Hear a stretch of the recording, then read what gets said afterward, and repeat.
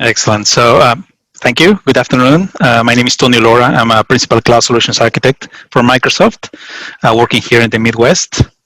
And today I'm going to talk about Azure Synapse Analytics. And I have just a few slides to give you a good sense of what it is, and then I'll jump directly to the demo so you guys can experience this service, relatively new service in Azure. First, a little background, right? For many years, companies have been forced to maintain these two different systems, right, for their data estate.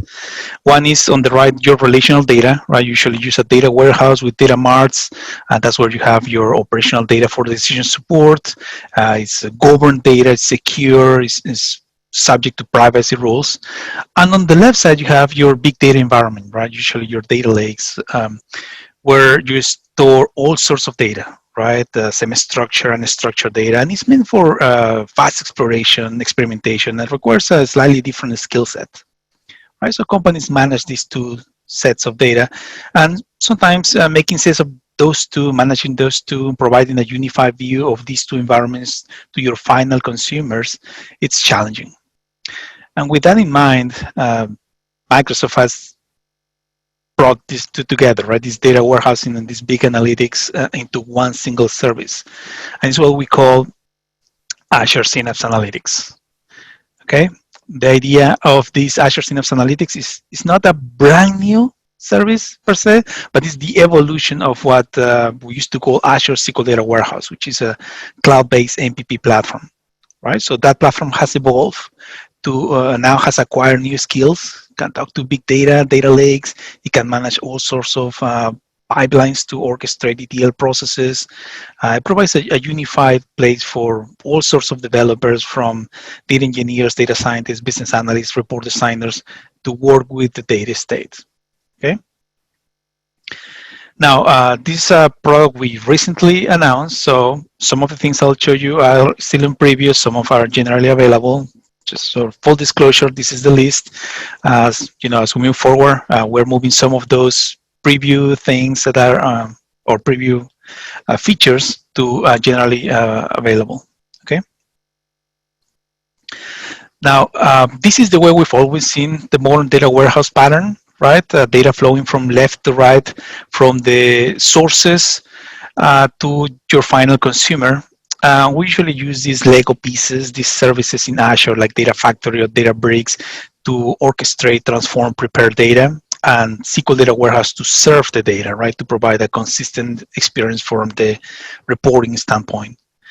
And all this data has a data lake as a foundation, right? And data lake was supported by one or more data lake storage accounts. What we're doing now is we're simplifying this scenario and providing a unified place for all sorts of roles to go after the data state. And we're calling that Azure Synapse Analytics.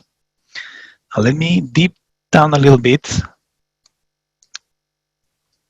Azure Synapse Analytics still has a data lake storage foundation, as I mentioned, right? So the data lake is a key component of this large architecture. It has a data integration component that lets you create pipelines, right? Data pipelines. You can ingest data from multiple sources, transform the data, and store the data on the tables or on the lake for consumption. You have two different analytical runtimes. You can use SQL if you are maybe a report developer or a DBA that's more familiar with the SQL. You can still use SQL to access all this data. Or if you are maybe a data engineer, a big data engineer, or a data scientist, you can use a Spark to do the same. So you get to choose. We do have two form factors for the clusters. One is the provision cluster that you are familiar with, right? If you've used SQL Data Warehouse before, now we call it SQL pools. And these are provision compute as always on, as ready for any type of query at any time, okay? And the same with the Spark clusters. And we have now an on-demand form factor, which means that at any time, without any cluster already available, you can submit a T-SQL statement and run queries on top of data, views, or files on your lake. And I'll give you, I'll show you how that works. We support all these languages. I think that covers a lot, right? SQL, Python, .NET, Java, Scala, and R. I think that covers most of your roles in employees who play with data, from report developers, data scientists, data engineers. And all of that is served through what we call Synapse Analytics Studio, right? It's a software as a service experience. It's all web-based. You don't have to download or install anything. I'll just show you this performance. This is from GigaOM. It was a Microsoft sponsor benchmark. They run TPCH, TPCDS, 30 terabytes, so decent size. We're talking about warehouse big data type sizes. And as you can see, we actually way better than the competition in both cost and performance. By the way, all of this is freely available, so you guys can go and research. Now, I put this slide here because this is very important, right? When we're talking about data, one of the most important assets of the organization, I want to make sure that the environment where I put in my data is secure, right? The data is protected, there are access controls, authentication. Today I can show you some examples of row level security, column level security, and dynamic data masking to show the same data in different ways depending on what your role is inside the organization. So those things should be a given if you're building a corporate data warehouse or data estate. Finally, since I'm going to be talking about this, I just wanted to put this here. I mentioned SQL On Demand, right? This is a way for you to run SQL on top of the Azure storage, okay, without having any cluster. So this is really on demand. And the beauty of that is that you can point your existing ETL tools directly to this SQL On Demand. And to these tools, this looks like a SQL endpoint, so, right? There's no distinction. To you, it's just different because you just pay for query execution, not for a cluster. There's no infrastructure. There's no need to ETL the data from the storage to the SQL data warehouse. You can run directly on top of that. This on-demand query is meant for exploration, maybe for ETL, and it supports Parquet, CSV, and JSON. I'll show you how that works on the demo. So I'm gonna get out of the slides. I'll show you here. So this is the hub, right? This is where you can ingest, explore, analyze, visualize all your data assets. So I'll show you the first thing that you want to do, right? Is probably ingest data, right? And let's say you're just getting started. You'll click ingest here. And that will open this wizard type experience, right? Where you select what your data source is. And I have some already defined data sources, but let's say I'm going to create a new one. I'm doing that just to show you that we support 90 plus different data sources, okay? And this could be sources that are on premises, on Azure, it could be on the AWS cloud, on the Google cloud, it could be software as a service type like Salesforce data sources. So a very large number of services that's supported for you to ingest data quickly, right? Now, once you go through the entire wizard, and I won't do it because we have very limited time for this presentation, you get pipelines, right? It creates pipelines, data pipelines. And I'll show you some of them. I'll tell you there are two main types of pipelines. The code-free pipelines that provide you a graphical user interface for you to perform transformations and data manipulation, and the code-first approach, where if you are SQL developer, maybe a Spark developer, you may want to use those techniques to transform your data, right? And of course, you can always mix those two, right? It's not just one or the other. So let me first show you the code-free approach. I have this sample pipeline. I'll just open it here. And as you can see, this is a pipeline that has two simple activities. There are many more activities that you can add to your pipelines, right? These are all collapsed here, but you get a sense on the number of different activities you can add. And if I click on the first one, the first activity is a copy activity. And it's getting, in this case, it's getting data out of SAP Cube and is storing the data on a folder on the data lake. Right? If I open this data set, I can see that this is a data lake and this is the path of that data lake. Right? And this is not necessarily, right now it's hard-coded for demo purposes, but you can always add dynamic content. This could be parameters, this could be based on the date, etc. Right? So that's the copy, is getting data from SAP to the data lake. And the next step here, by the way, the next step could be in case of failure, for example, do something different, like send an email to the person, right? Maybe there was a problem with running the script on SAP. But in this case, it's on success. I'm gonna run this mapping data flow. And this is a code-free experience, right? And I'll show you how that looks like. I'll open the data flow. And this is the data flow, right? Basically a graphical user interface for you to perform all your data manipulations. And I'll just show you a little bit what this data flow does. The first one is defining the data source. So we just copied the data from SAP that was sitting on our on-premises system and is now on the data lake. The next activity is just filtering some of the data because we don't want to process everything. The next one is derive column, where I'm adding a few columns, right? As you can see, there are calculations. In this case, I'm extracting the year from this order date, but it could be a more complex function. You have a very rich set of transformations and functions that you can apply. Okay. The next step here, you can see that it actually branches. Right now, we have two different branches here. I'm following the one on the top where we are selecting the columns that we want to use. And then we're taking those columns and loading them into a Synapse table, right? We're just inserting that into a Synapse table. Here at the bottom branch, we're taking maybe a smaller number of, smaller set of columns.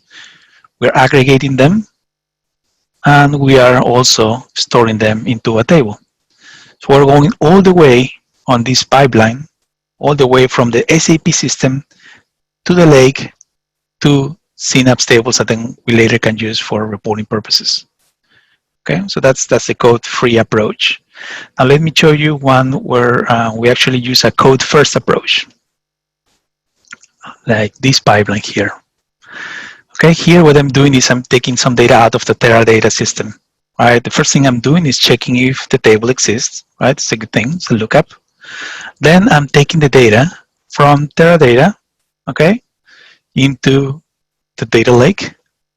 And the next step is the transformations.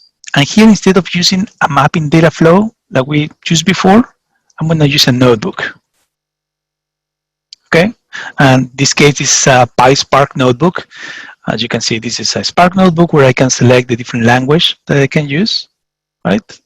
And I can select the pool or the Spark pool that I can use to run this. Okay. I'm not going to run it right now, but it gives you a sense. You can read the data. You can manipulate the data by adding additional columns.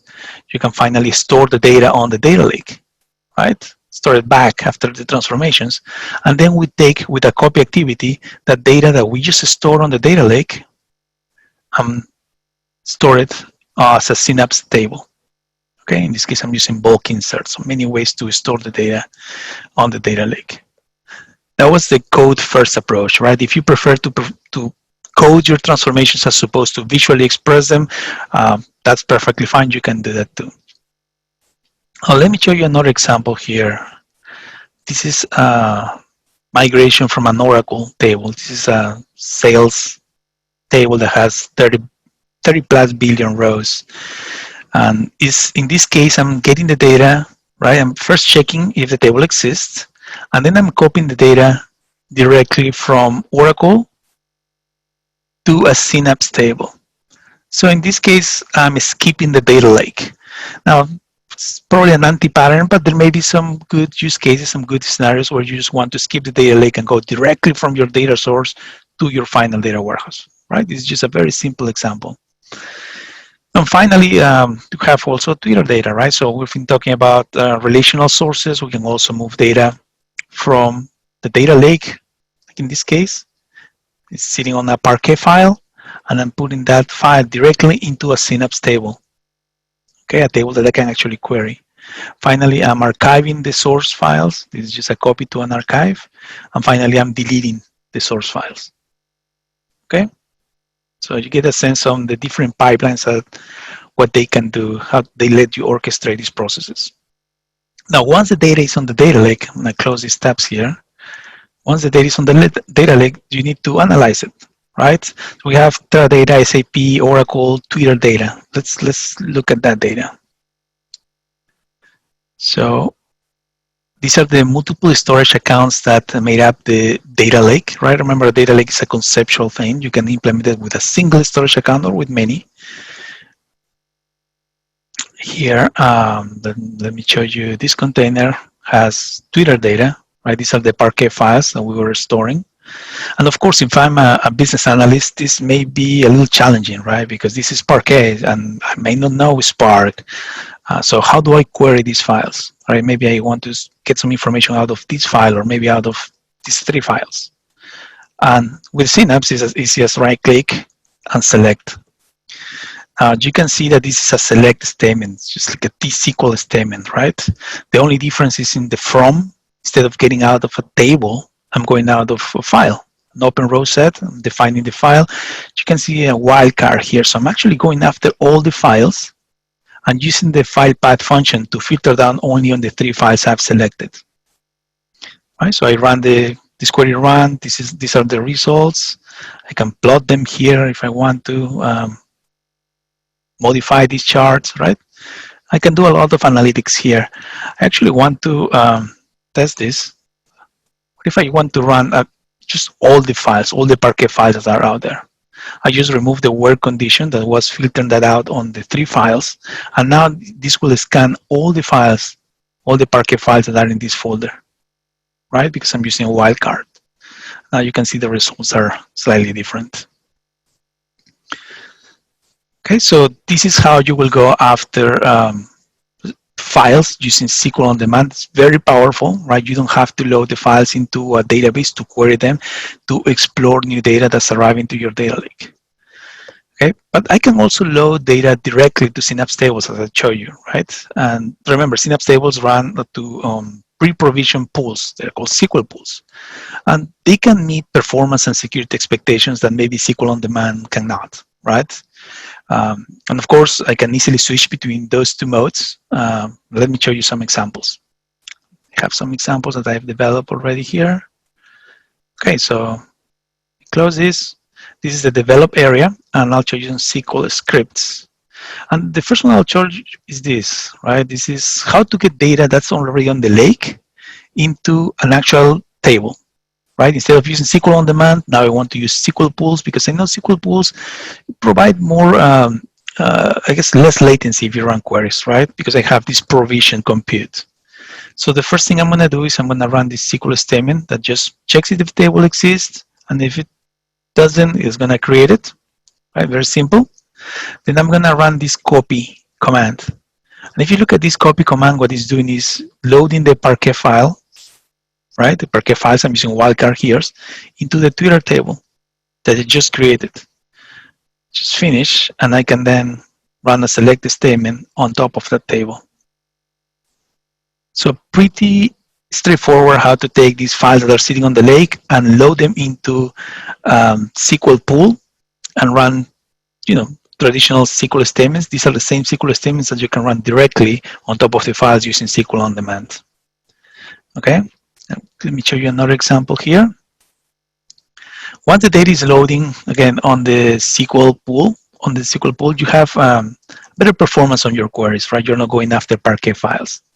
So I just run this quick count here. This DBO sales table has 30 billion rows.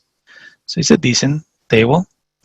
And now I'm going to run a query that's joining the table that was in Oracle, the Teradata data, the SAP data, and the Twitter Analytics data, right? Now, the first time I ran this, it took about 7 seconds. Right now, it's taking almost no time because it's cached, but it took 7 seconds.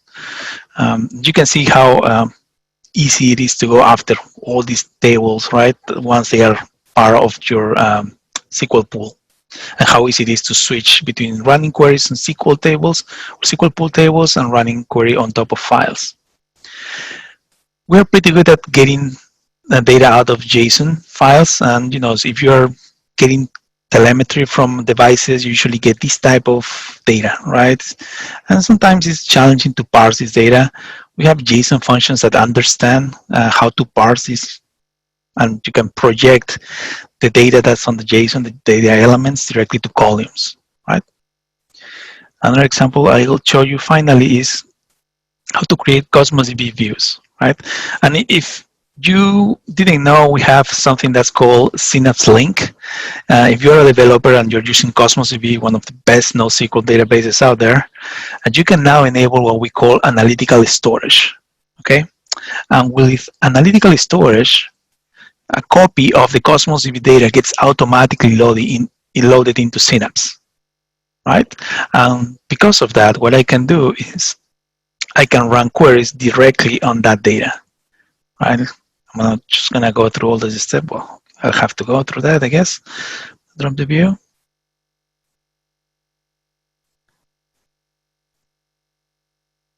I'm gonna create the view. Oh, to select a different database.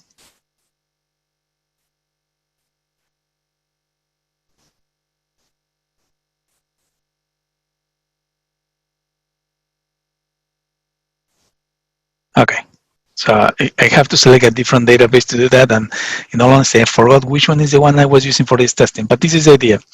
You create a view on top of the files that are being replicated directly from Cosmos DB. Very little latency, seconds, right? And the way it looks like is this, right? Again, it's an open row set, and instead of pointing to Parquet files, now I'm pointing to the data that's coming from the Cosmos DB analytical store. So very powerful if you already have OLTP applications that are running on Cosmos DB, running analytics on top of that using Synapse Link inside Azure Synapse Analytics. It's very, very easy, very straightforward. Now, this is experience for the SQL developers, right? What if you are a data scientist? You probably want to use notebooks, right? Let me just show you one example since we're running out of time. This is a Spark notebook. In this case, it's a Scala notebook. You attach it to a cluster, and it's just like a Jupyter notebook, right? You have your documentation here, and you can access the tables directly from your database or access data that's on the data lake. So this is how easy it is if you're a data engineer that used to use Spark, or if you want to create maybe machine learning models, you're a data scientist that wants to use Spark. This is how easy it is to access the data that's on the Synapse pools, right? And that's the whole intention here, to make it straightforward to access data regardless of the compute, regardless of the language, regardless of if it's sitting on the lake or if it's sitting on the data warehouse. Now, I have other examples here. This is AutoML. If you haven't looked at AutoML, please take a look. Azure Machine Learning Services. You can try multiple different models for you, different variations of hyperparameters, and then select the best model for you, okay? If you are a report developer, you want to probably use Power BI, right, for your analytical needs. And here in Power BI, it's also now this, at least part of Synapse. You can see all the data sets that have been linked to this Synapse workspace. And from here, I can actually create my own reports, right? I can just click on this data set and create my own new report. Okay. I don't know. Let's see. Customer ID. It's a card. Okay. So you get a sense. I mean, I can keep going here, but again, we're running out of time. This is how easy it is to create reports. Let me show you another example here. This is already created report, right? It's all the data is coming from both the lake or all the data warehouse, but you get a sense on how easy it is to manipulate the data, modify this data. If you haven't used Q&A, you don't want to create visualizations by just drag and dropping icons, and you can actually ask questions to your data, right? Like maybe show me profits by country, by product category, right? It's nice. Maybe I want to see this as a tree. Right, so it's another way to create visualizations, pretty straightforward. Finally, I'll show you this Power BI report here. Right, I'm gonna create this from scratch. And again, this is all data that's coming directly from the data lake. Right, and just to show you the performance, This is the orders data. Remember, 30 plus billion records that we loaded. And I'm going to create a tree map here. Maybe I'll add the customer ID. I'll get the name from the products. Maybe the type of campaign that they were part of. Right, I'm going to expand this a little bit. And you can see as I filter this, then the count here automatically updates. And finally, I'm going to create the last visualization just to show you the campaign.